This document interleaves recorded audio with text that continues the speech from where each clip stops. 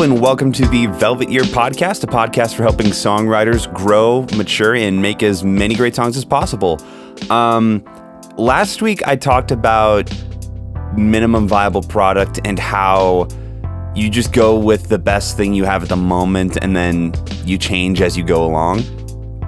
I have the perfect example of that. I am tired of doing a dumb joke at the beginning of every podcast, and I've only done it like twice. So if for whatever reason that was the thing that made you like this podcast, I'm sorry, but I'm over it and I'm done and I don't want to do it anymore. I think this week I had a dumb joke about like whenever I see the word drywall, I punch someone named Kyle or something like that. And the second I wrote that down, I'm just like, okay, I don't want to do this anymore. I'm 3 episodes in and I'm already scraping the bottom of the barrel. So I'm just going to throw that gimmick away. But if this is your first time listening, my name is Seth. I'm a producer and songwriter, and I write and produce music under the name Velvet Year. Let's see, banter. This is what I need to do. I need to actually like plan out what I'm going to talk about as pre-show banter, because every time I sit to record one of these at my desk with my outline, and the only note I have at the beginning is just banter. Talk about what you're doing at the moment. And that's not helpful because like everything else is like super outlined, and I'm a very outlined person. I love it when there's like a structure and like there's like a checklist or whatever. I love that. And so when it just says at the beginning, like, just talk about yourself, it throws me off every single time. But okay, what happened this morning? I took a shower. Basically just that. That's how exciting my life is right now. I just tried a new cold brew method because I make cold brew at home. And I use the toddy cold brew system. I just tried a new system where you don't use the paper filter with the toddy because apparently it adds like that weird paper flavor to coffee. I don't know. I'm trying it now. I like it a lot. I think I'm going to do it again. But yeah, that's pretty much the only thing that I have going on with me right now. I bought a surge protector. Like, it's pretty boring right now. But yeah, so all right, I'm done with banter. I just want to talk about the episode. So last week I talked about minimum viable product. This week I wanted to tackle something that I'm really passionate about, and I talked about it at the end of last week's episode. The lie of the suffering artist. This is one that I am very passionate about, and this is one that like it might go again. This is one of those opinion pieces that I'm gonna have that might ruffle some feathers. I don't want to pre-hype it too much because some people might listen to this and be like, well, yeah, all this is obvious. So I don't want to go too deep into that. But there's a very publicly accepted idea that for whatever reason, suffering artists make better art or whatever. There's like a lot of these kind of presupposed notions about art. So I'm just going to go through 3 that I've encountered so far in my life of making art. I might do another one if I find some more that I feel like I could expand on. But for the sake of this episode, I need to address what I mean by suffering artist. So by that, artist, that's not that hard to define. It's somebody who makes art. Hopefully that's not too jarring. But when I talk about suffering, it's kind of hard for people to define sometimes. So when I define suffering, I mean things like emotional trauma, economic stress, mental illness, etc. And one thing that I thought about making this outline is, well, I just did a giant episode about how restrictions can help you. Like in the first episode, like one of the mindsets I said that hold you back from making more art is not having any restrictions. And so people might say, well, why are you saying now that, suffering, why would you say that that's bad? That's an ultimate restriction. And for me, from my perspective, suffering is not the same as a restriction. So for me, suffering normally restricts you as a person as a side effect, but they're not one in the same. So if somebody is suffering, that is normally coming from some external reason. That's not the same as when you are imposing a restriction on your creativity intentionally. Like if you say, okay, this 3-string guitar is all that I have to work with, I'm just going to work with it. That's you working with a restriction. That's you working with what you have. There's a difference between that and saying, oh, okay, I'm going to, I don't know, intentionally cut 3 of my fingers off so that I get a unique sound for my guitar. Like, those two are not the same thing. And hopefully that should be apparent. But I just want to dive right into it. So the first lie that I seem to encounter most is this: you can't make good art if you aren't suffering in some way. So this mindset, it would say you can only write from a really dark, heavy place. Nothing good or interesting really comes from somebody who's living a comfortable life or living a good life.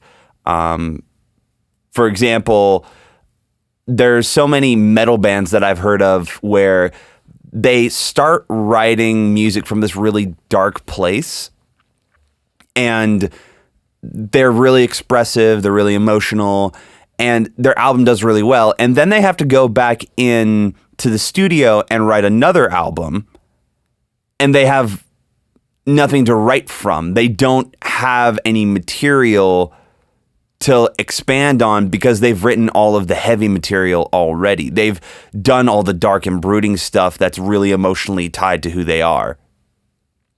And so they don't really have anything to write about anymore. This mindset, the result of it is that some artists will intentionally make bad life decisions for the sake of their art. Emotional healthiness, it tends to get undervalued. An example of this is, I'm not going to say the name of this artist just because I don't know I'm just going to not say the name of this artist, but I've heard of stories of certain artists like intentionally doing things that were bad for their marriage so that they could get more emotionally rich content from the experience, and so that their music would get better. It gets kind of messed up. Like, you start to view darkness as this really integral part of your writing process when it really shouldn't be. So my rebuttal to this mindset would be, you can make good art when you're in a good place. And I would argue you can make it for a longer time period, over like a longer period of time, when you are writing stuff from a good place. Because when you're writing stuff from a really dark place, and I think anyone who's like been in a dark place can relate to this, it's not forever. Like, you can't just say, well, I'm going to be perpetually suffering.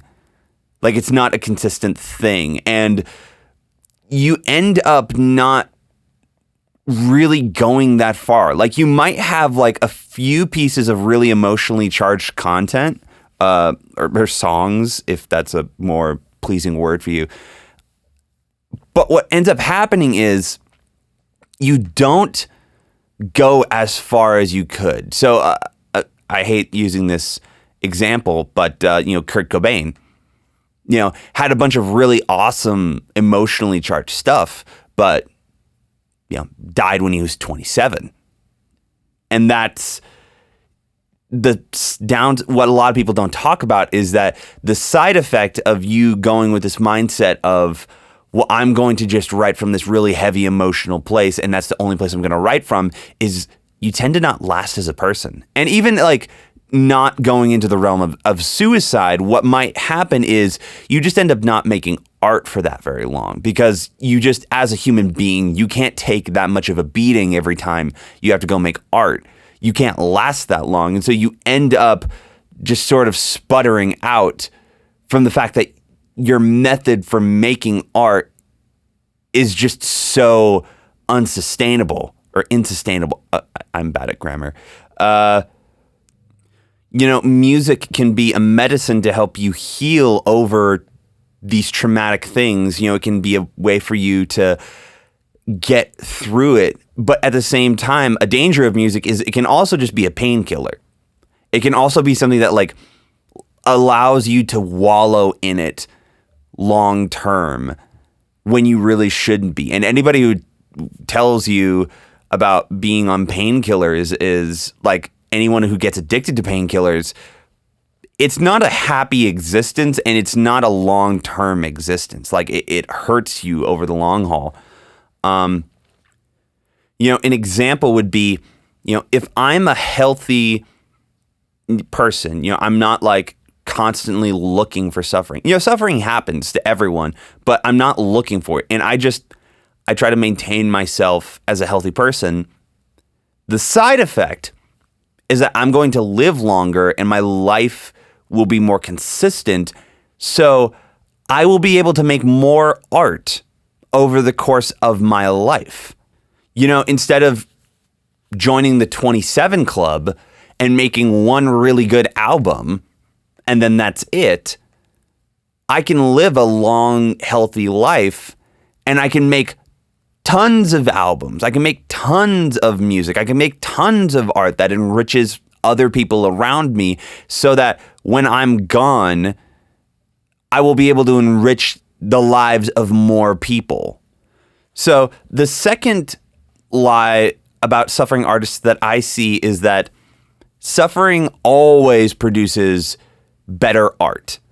And this sounds a little similar, but the key aspects of this mindset is suffering is the tap to a faucet. It's this sense of reality, and it forces these floodgates open. And a lot of people point to just going outside of the music realm for a bit, going to the movie realm. An example that a lot of people point to is Leonardo DiCaprio.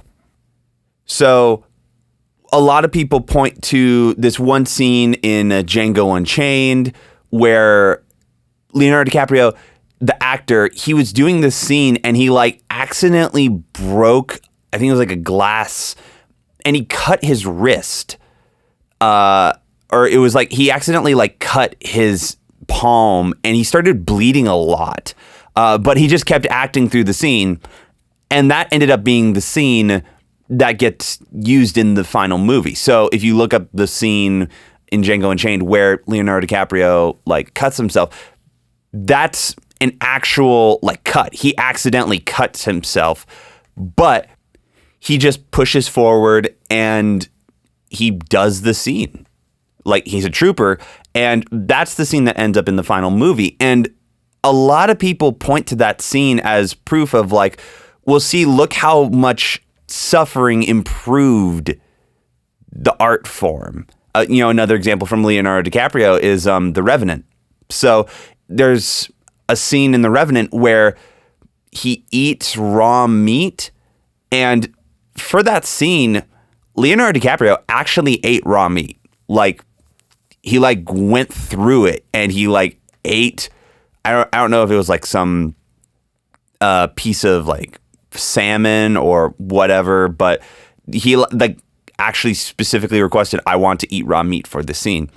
And a lot of people say that his performances in Django Unchained and The Revenant can really be attributed to the fact that he suffered through them. And, the result of this mindset that like suffering always produces better art than non-suffering, the result is the artists value pain more than the results. Like they don't really care that much about what the result of the art is. All they know is, well, I suffered for this, therefore this must be better. A normal average life is not seen as artistic. It's not seen in a positive light, and suffering becomes this sort of go-to tool to achieve a result. It becomes a part of like I said in the last one, it's part of the process.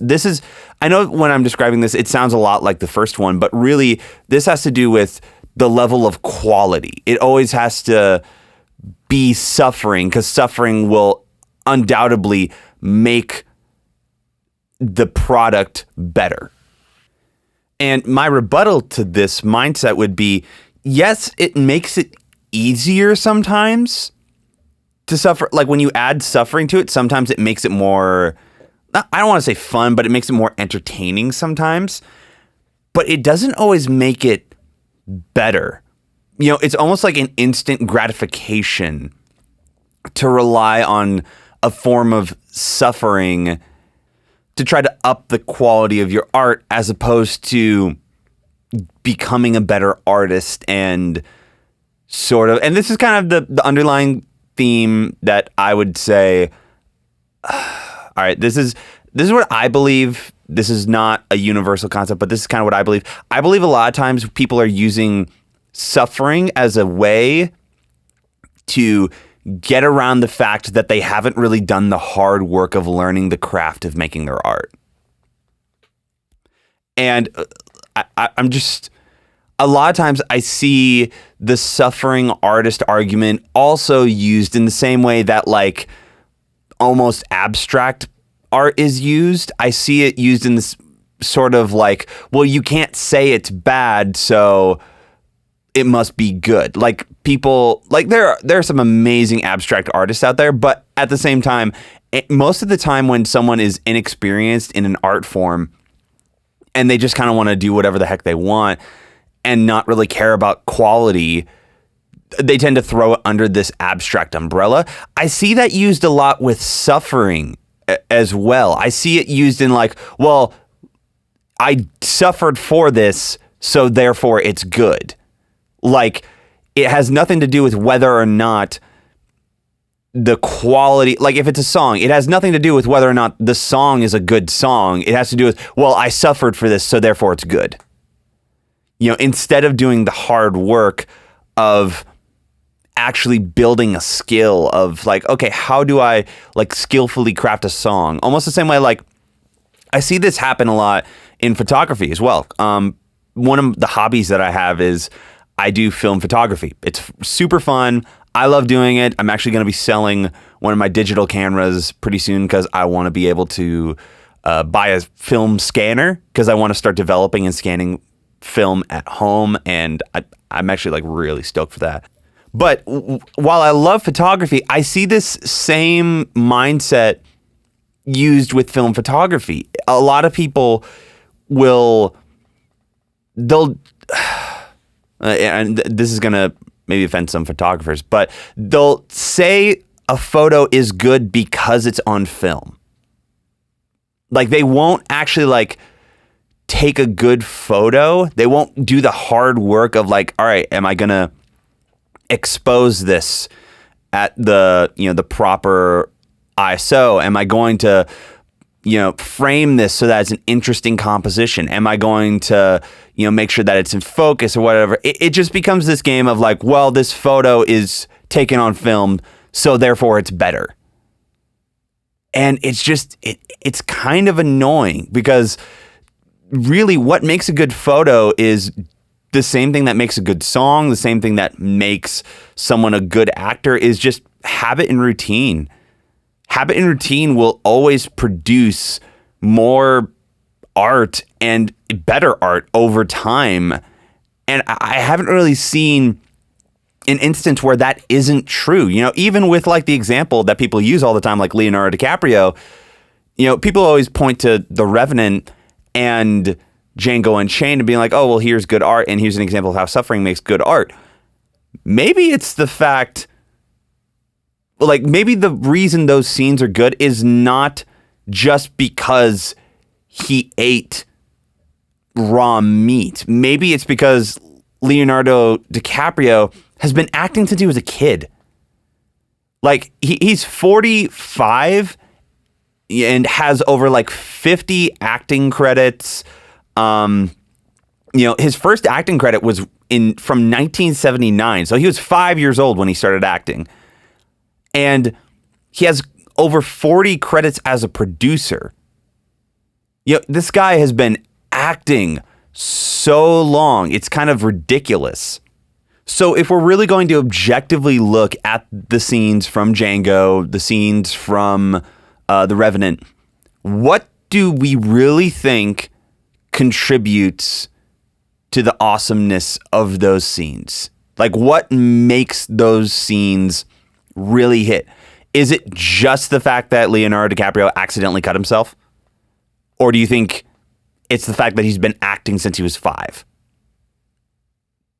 Like, in my opinion, I would say that him acting since he was 5 has way more impact on the performance than a cut on his hand. Like, if anything, him acting since he was 5 probably is what equipped him to handle something like that and come out with an awesome performance. I would never say, and I don't think anyone would really say that, handing an okay actor a piece of raw meat to eat for the scene is going to necessarily make the scene better.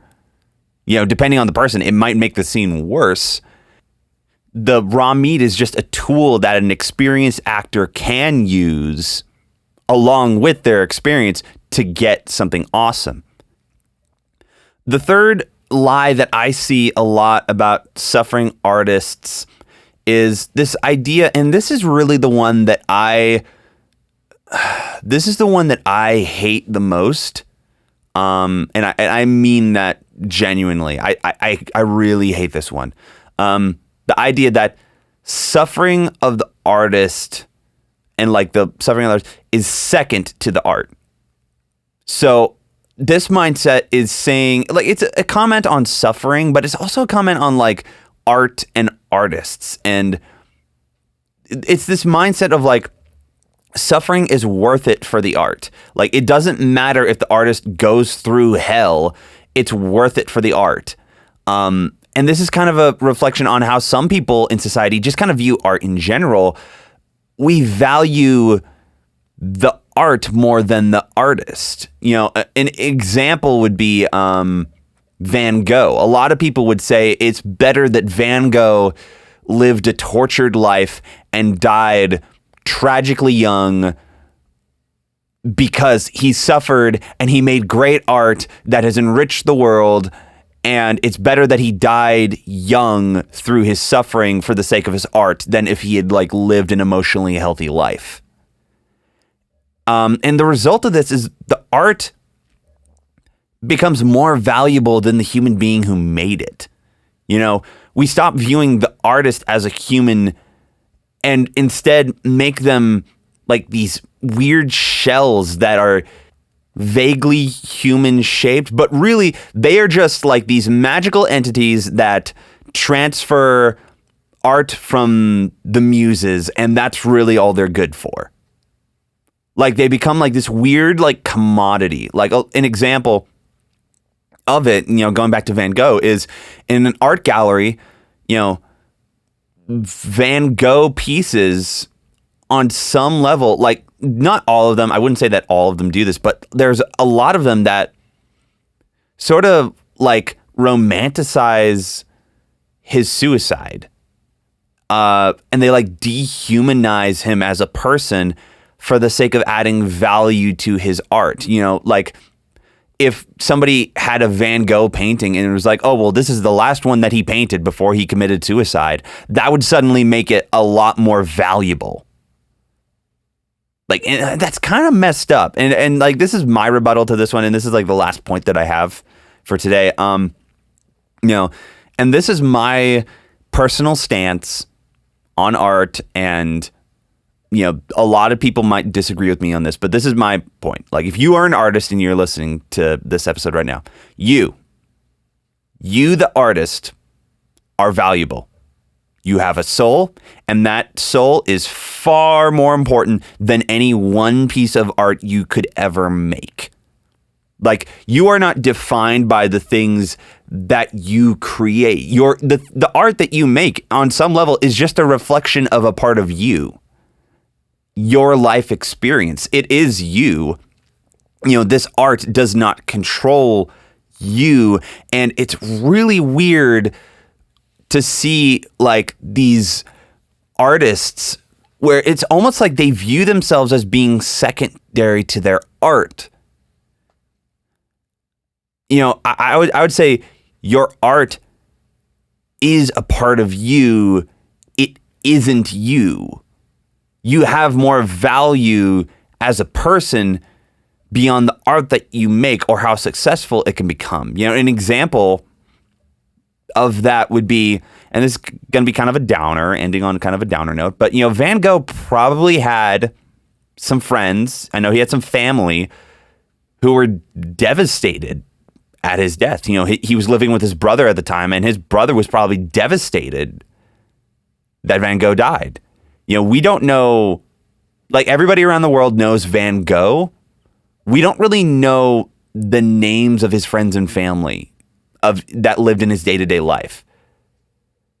But one thing's for sure, I don't think they found comfort, and this is just personal thing, I don't think they really found comfort that he painted a painting.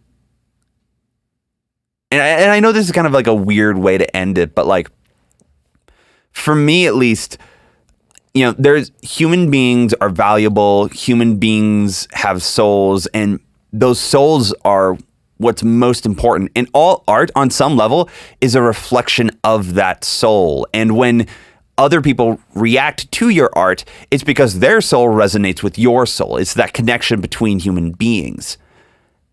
And when you go down this dark rabbit hole of the art is valuable and the person who made it is not, you end up missing the point, but you also end up damaging the thing that made the art in the first place. Like, the art would not exist without the person, and you end up damaging the person.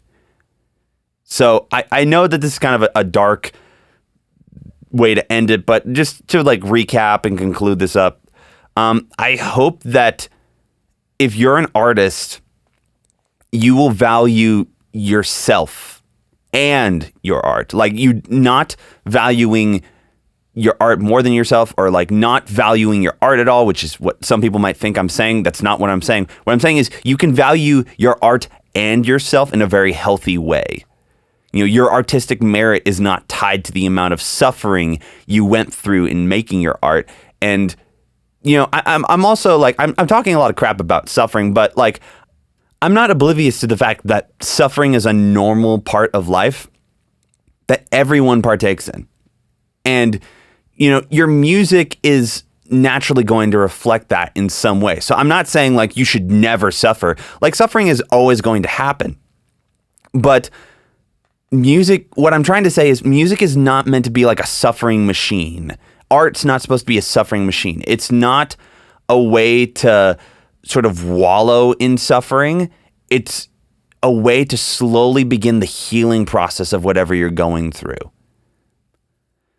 And that's really all I have to say about that. So transitioning to the end of the show notes, I'm going to do a quick plug for my studio. So if you are a songwriter who wants to have your song turned into a full production that's ready for radio, for Spotify, and for iTunes, you can go right now to velvetear.com/quote.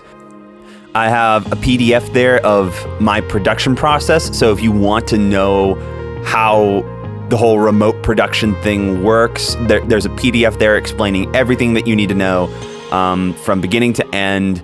And I also give you a detailed list after I've done your song.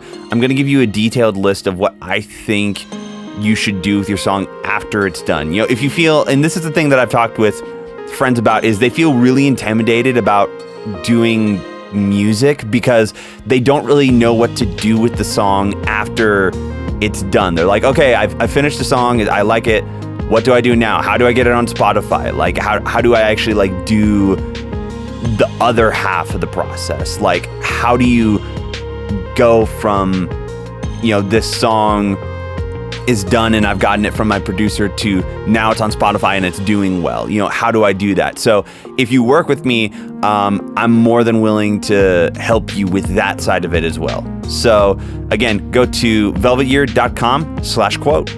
I'd like to thank you for listening. If you liked this, please give me 5 stars on iTunes, because that's how podcasts work right now. Next week, I'm going to be talking about subtext, and I have a specific example in mind. There's a really awesome hymn writer named William Byrd that I really love, and we're going to be looking at an example of how he used subtext to really fly underneath the Church of England and just kind of say whatever he wanted to say without any consequence. So that'll be next week. But for now, go make something cool, and I'll see you next week. Peace.